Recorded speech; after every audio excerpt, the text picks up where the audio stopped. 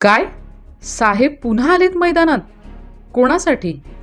मुंबईसाठी की पुन्हा एखाद्या गुपचूप डीलसाठी? कोविडमध्ये लोक ऑक्सिजनसाठी झगडत होते आणि तुम्ही खिचडीत घोटाळा करत होता. खिचडीचं बिल 6 कोटी, पण जेवायला मिळालं कुणालाच नाही. सचिन वाझेला निलंबित करून पुन्हा भरती केली आणि वसुली मशीन तयार केली. त्या मनसुख हिरेंचं काय? त्या ॲटलिया प्रकरणाचं काय? वाधवांना कोविडमध्ये VIP पास देऊन फिरायला पाठवलं.